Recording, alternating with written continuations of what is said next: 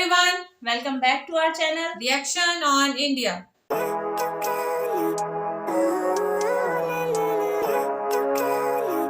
मेरा नाम है नाजिया। मेरा नाम है मिनाहिल। तो आज इस वीडियो पे हम रिएक्शन देने जा रहे हैं। उसका टाइटल है वीडियो का टाइटल है Indian company that makes Europe trains, story of Titagarh wagons, और इनके चैनल का नेम है पावर ट्रेन।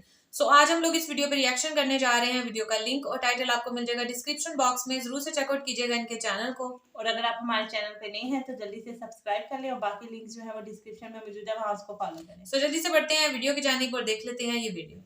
ये ट्रेन कोचेस देख रहे हो, ये पुणे मेट्रो के कोचेस है। देखने में काफी मॉडर्न स्लीक है। एल्यूमिनियम से बने हैं ये कोचेस, जबकि बाकी कई सारे कोचेस हमारे देश के अंदर अभी भी स्टील या दूसरे मटेरियल से बनते हैं। इनके अंदर जो मॉडर्न एमिनिटीज आप सोच सकते हो वो भी इंस्टॉल की गई है। और ये कोचेस के अंदर की खास बात पता है क्या है? जनरली जो मेट्रो कोचेस आज भारत में है वो या तो बाहर से आए हैं या इंडिया के अंदर कोई फॉरेन कंपनी उन्होंने बनाया है, जैसे एल्स्टॉम या सीमेंस। लेकिन ये कोचेस हमारे देश के ही कंपनी ने बनाया है, जिसका नाम है टीटागढ़। और ये कंपनी सिर्फ भारत के लिए नहीं लेकिन यूरोप के लिए भी ट्रेन्स बनाती है, लेकिन इसके बावजूद उसके बारे में ज्यादा जाना नहीं जाता। और इस टीटागढ़ कंपनी के बारे में आज हम जानेंगे कि कैसे एक गवर्नमेंट के कुछ कामों को सर्व करने वाली छोटी सी कंपनी कुछ दशकों के बीच में ही दुनिया के one of the most advance wagons coach manufacturing company में से एक बन गई। तो चलिए शुरू करते हैं। लाइसेंस राज एक ऐसा समय था जब गवर्नमेंट एक बहुत ही स्ट्रिक्ट कंट्रोल रखती थी इकोनॉमी के ऊपर। देश में छोटी से बड़ी सभी इंडस्ट्रीज को मान्यता प्राप्त करने के लिए लाइसेंस की जरूरत थी। पर 1950 से 80s के दशक में किसी भी प्राइवेट कंपनी को ये जरूरी लाइसेंस पाना बहुत मुश्किल था, जिसके कारण कुछ ऐसे मैन्युफैक्चरिंग सेक्टर्स जहां इनोवेशन की खास जरूरत थी वहां पे डेवलपमेंट नहीं हो पाया, और इन सेक्टर्स में सिर्फ गवर्नमेंट कंपनीज का ही राज था। पर 1991 के इकोनॉमिक लिबरलाइजेशन पॉलिसी के बाद कई प्राइवेट प्लेयर्स ने इन सेक्टर्स में एंट्री की, जिन्होंने इंडियन इकोनॉमी और इनोवेशन के अंदर मॉडर्नाइजेशन के साथ में चेंजेस लाए। और कोलकाता बेस्ड टीटागढ़ वैगन्स उन्हीं कंपनीज में से एक है, और आज हम इसी कंपनी के बारे में जानेंगे। टीटागढ़ वैगन्स लिमिटेड वैसे साल 1997 में फाउंड की गई थी, पर टीटागढ़ को एक ब्रांड बनाने की शुरुआत लाइसेंस राज में ही शुरू हो गई थी। जगदीश प्रसाद चौधरी ये टीटागढ़ वैगन्स के फाउंडर है, जिनकी एंटरप्रेन्योरल जर्नी दार्जिलिंग के एक टी एस्टेट में एज एन अकाउंट असिस्टेंट के रूप में हुई थी, जिसके बाद वो कोलकाता शिफ्ट हुए और इन्होंने BESCO या बेस्को के एक स्टील कास्टिंग कंपनी के लिए काम किया। और ये स्टील कंपनी उस वक्त इंडियन रेलवेज को सप्लाई देती थी। कुछ सालों बाद वो अपने परफॉर्मेंस के दम पर बेस्को के CEO भी बन गए। पर इस वक्त उन्होंने अपनी खुद की स्टील कास्टिंग कंपनी खोलने का निश्चय कर दिया, और साल 1982 में उन्होंने गवर्नमेंट की बंद पड़ी हुई ब्रिटानिया इंजीनियरिंग फाउंड्री डिवीजन को खरीद कर ये सपना पूरा किया। ये फाउंड्री टीटागढ़ में लोकेटेड थी, इसलिए उन्होंने इस बिजनेस का नाम दिया टीटागढ़ स्टील्स, और रेलवे के बोगीज एंड कपलर्स की मैन्युफैक्चरिंग करना यहाँ पर शुरू किया। कुछ सक्सेस के बाद टीटागढ़ स्टील रेलवे कंपोनेंट्स भी बनाने लगी। इस बीच साल 1991 में इकोनॉमिक लिबरलाइजेशन हो गया, जहाँ पे टीटागढ़ स्टील्स के जगदीश चौधरी की नजर देश के वैगन्स और कोच मैन्युफैक्चरिंग इंडस्ट्री पे पड़ी, जो कि फुल्ली गवर्नमेंट ओन्ड और कंट्रोल थी। सिर्फ कुछ चंद PSU कंपनीज ही पूरे देश के लिए रेलवे वैगन्स मैन्युफैक्चरिंग करती थी, और यहाँ कोई भी प्राइवेट प्लेयर नहीं था, जिसके कारण काफी साल रुकने के बाद साल 1997 में जगदीश चौधरी के द्वारा टीटागढ़ वैगन्स लिमिटेड को फाउंड किया गया, और इसी के साथ टीटागढ़ वैगन्स देश की पहली प्राइवेट वैगन मैन्युफैक्चरिंग कंपनी बनी, जहां पर उन्होंने 180 वैगन्स के एनुअल कैपेसिटी के साथ प्रोडक्शन शुरू किया। अपने इनकॉर्पोरेशन के एक साल बाद 1998 में ही टीटागढ़ वैगन्स को इंडियन रेलवे ने अपना पहला ऑर्डर भी दिया, जहां पर BOXN और BCNA टाइप के जो फ्रीट वैगन्स होते हैं उनको सप्लाई करने का ये ऑर्डर था। टीटागढ़ वैगन्स की सफलता की शुरुआत यहाँ से हुई। साल 2000 में उन्होंने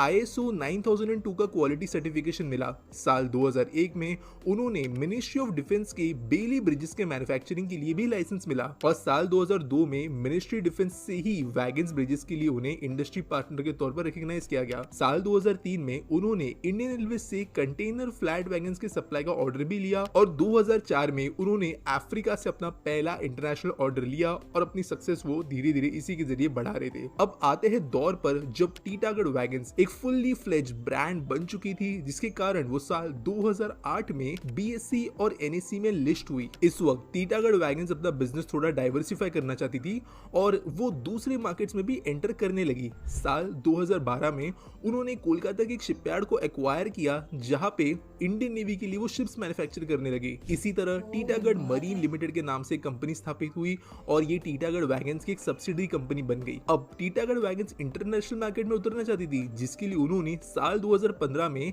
2 बड़े इंटरनेशनल एक्विजिशंस किए, जहां का सबसे बड़ा एक्विजिशन था French cast steel bogie manufacturer Sambre इथनेओस, और इस ब्रांड को एक्वायर करने के साथ उन्होंने Italian rail equipment firm Firema Trasporti को भी एक्वायर किया, जिसके बाद टीटागढ़ फिएरमा स्थापित हुई और ये इसी कंपनी की एक सब्सिडरी बनी। साल 2016 में इसी सब्सिडरी कंपनी को डबल डेकर ट्रेन्स बनाने का ऑर्डर मिला, जिसकी वैल्यू 65 मिलियन यूरोस की थी और इन्होंने ये वैगन्स बनाए। और इसके बाद टीटागढ़ वैगन्स की subsidiary company Titagarh marine limited को इंडियन नेवी के लिए फ्यूल बार्जेस के कंस्ट्रक्शन का भी ऑर्डर मिल गया। साल 2019 में टीटागढ़ फिएरमा स्पा को पुणे मेट्रो के लिए 102 aluminium bodied metro roll coaches बनाने का ऑर्डर मिला, जिसमें से सिर्फ 3 मेट्रो रेक्स इटली में मैन्युफैक्चर की गई, जबकि बाकी सारे जो टीटागढ़ वैगन लिमिटेड के रेक्स थे वो उत्तर पारा प्लांट में मैन्युफैक्चर किए गए भारत में ही। साल 2020 में टीटागढ़ वैगन्स लिमिटेड ने CIMMCO लिमिटेड नाम के गवर्नमेंट कंपनी को अपने financial arm Titagarh capital private के द्वारा अक्वायर कर देती है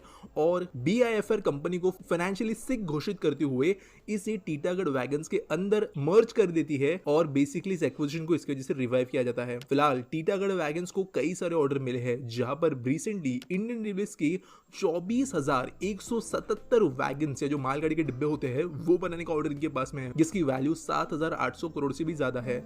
ये ऑर्डर उन्होंने 29 महीनों में डिलीवर करने का वादा किया है और इसके साथ साथ इंडियन नेवी के भी कई बड़े ऑर्डर्स इनके पास में है। इस वक्त टीटागढ़ वैगन्स लिमिटेड भारत की अकेली wagons and coach manufacturing company है जो वर्ल्ड क्लास स्टैंडर्ड्स मेंटेन करती है और रिसेंटली उन्होंने हैदराबाद में एक नया ऑफिस डिजाइन भी खोला है, जहां पर वो अपने इटली बेस्ड टीटागढ़ फिएरमा स्पा के डिजाइन और नॉलेज की एक्सपर्टीज को इंडिया में धीरे धीरे शिफ्ट कर रहे हैं और अपने मेट्रो कोचेस और EMUs का डिजाइन भी यही करना शुरू कर चुके हैं। इसी के साथ उनका ABB नाम की एक स्वीडिश कंपनी के साथ में भी जॉइंट वेंचर चल रहा है, जिसके साथ में मिलकर वो EMUs और MEMU ट्रेन्स के लिए प्रोपल्शन यूनिट्स भी बनाएंगे। वे कोलकाता के फाल्टा में भी एक शिपयार्ड बना रहे हैं, जिससे इंडियन नेवी और दूसरे गवर्नमेंटल बॉडीज के लिए वो स्पेशलाइज शिप्स भी बनाएंगे। टीटागढ़ वैगन्स ये दिखा पाई है कि इंडियन कंपनीज जो कहीं ना कहीं पर PSUs को सर्व करने के लिए भी बनी थी, वो कंपनीज आज इंटरनेशनल लेवल पे compete कर सकती है और कंट्रोल से बाहर आने की वजह से प्राइवेट सेक्टर किस तरीके से बहुत कम समय में चीजों को रेवोल्यूशनाइज कर सकता है, ये भी उन्होंने बताया है। जी, तो वीडियो हमने वॉच की। अच्छा, मैं ड्यूरिंग द वीडियो में यही सोचे जा रही थी कि मतलब इतनी मेन एक कंपनी जो इतनी सारे मसाइल ही एक टाइप का होता है जब लाइसेंस ना मिल रहा हो या ये जरूरी होता है, तो उन सबको ओवरकम करके उन सबको पार करके जब एक मुकाम पर पहुंची है, लेकिन वो इतनी फेमस मतलब नहीं है, कंपनी कभी हमने नाम नहीं सुना है। जैसे टाटा ग्रुप ऑफ कंपनीज को ही हम जानते हैं या महिंद्रा को जानते हैं, सुजुकी हो गई, इस टाइप की बड़ी बड़ी जो कंपनीज है ना वो हमारे नॉलेज में मतलब वो फेमस वो कंट्री कह रही फेमस वो कंपनी होती है जब आपके अपने मुल्क के अलावा दूसरे और ये रिकॉग्नाइज है, लेकिन इसका नाम इतना क्यों नहीं है? मुझे तब हैरत हुई कि जब इन्होंने कहा कि अपने मुल्क में तो वो कोचेस बना रहे हैं, लेकिन बाहर के मुल्कों में भी इनकी कोचेस लोग भी यहाँ से टेंडर ले रहे हैं। मतलब वो लोग खुद इतने ज्यादा जो है वो इतने अच्छी उनकी मेट्रो वगैरह इतनी जबरदस्त होती है, लेकिन सबसे बड़ी बात है कि जब वो इंडिया से एक्सपोर्ट कर रहे हैं तो कोई अच्छी कंपनी होगी ना, लेकिन इतनी बड़ी कंपनी होने के बावजूद इसका कोई नाम ही नहीं है।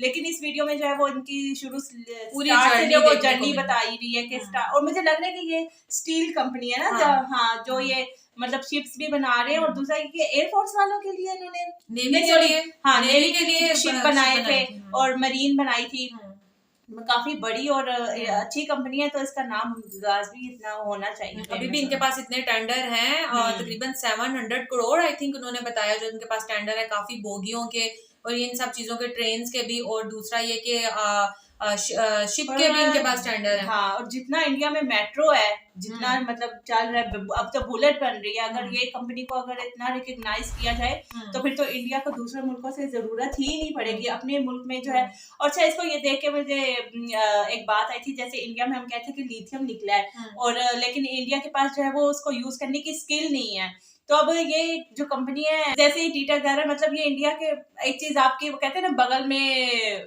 बच्चा और शहर में ढंढोरा। मतलब आपके पास एक चीज मौजूद है तो आप दूसरों के पास क्यों जो है वो दूसरी कंट्री से जो है वो क्यों एक्सपोर्ट करोगे? आप खुद अपने मुल्क में जो है वो अच्छी से अच्छा मेट्रो बनाओ और अच्छी ट्रेन बनाओ, तो आपको तो दूसरों की जरूरत ही नहीं पड़ेगी। नहीं, मेक इन इंडिया जो है वो इंडिया में बहुत ज्यादा आजकल ये हैशटैग भी बहुत वायरल हो रहा है। ये एक टाइप का वो कहते हैं एक मुहिम है, कैंपेन है जो कि ये चली है इंडिया में इंडियन गवर्नमेंट की तरफ से। जब ऐसी वाली कंपनी उनके पास मौजूद है तो गवर्नमेंट को इसको पूरा सपोर्ट करना चाहिए ना। नहीं, सपोर्ट में भी करते होंगे, लेकिन ये मैं कह रही हूँ कि सपोर्ट तो नो डाउट करते होंगे, जाहिर सी बात है। उस दौर में कहते हैं कि किसी प्राइवेट कंपनी के पास लाइसेंस लेना कोई आसान काम नहीं था, लेकिन इन्होंने इतनी तगदों के बाद लाइसेंस जो है वो हासिल किया, इतने अरसे की मेहनत के बाद इनको लाइसेंस वगैरह मिला है, तो ऑब्वियसली सपोर्ट वो एक अलग चीज है। अच्छा, लिथियम की स्किल की जहां तक बात है ना, तो वो भी हम एक कमेंट आया था, उन्होंने कहा था कि वो अपने ही कुछ ऐसे सोर्सेज करके अपने ही मुल्क के लोगों को शायद वो बेचेंगे, इस टाइप की कुछ ऐसा कमेंट था। तो खैर वो हमने वीडियो तो प्रॉपर देखी नहीं है, लेकिन ऑब्वियसली जो इंडियन गवर्नमेंट है ना, वो उनको सारा क्रेडिट जाता है इस चीज का। वो बहुत जैसे वो कहते हैं बहुत वाइजली वो हर चीज को सोचते हैं। तो इसके बारे में भी आई थिंक सोचा ही होगा कुछ ना कुछ, जो इतने टेंडर्स इनको मिल रहे हैं, यूरोपियन ट्रेन जो हैं वो इनके अंडर जो है वो बन रही हैं। तो ये है कि बस अब इनकी वीडियो में देख के हमें भी कुछ जानने को मिल गया। अगर ये भी ना ऐसी कंपनीज को पुट अप करते तो हम जैसे लोगों को तो बिल्कुल पता ही ना चलता कि मतलब इंडिया में यूरोपियन ट्रेन बनने जा रही हैं। तो खैर बहुत मजा आया वीडियो देखने का, और आप लोगों ने जिसने सजेस्ट की थी, हम लोगों ने आपकी सजेशन पूरी की। तो इसी तरह से हमें अच्छी अच्छी वीडियोस सजेस्ट करें तो हम लोग इंशाल्लाह जरूर उसके पर रिएक्शन करेंगे। सो ये थी हमारी आज की वीडियो। तो मिलते हैं आपसे नेक्स्ट रिएक्शन वीडियो के साथ, तब तक दी हमें इजाजत। अल्लाह हाफिज।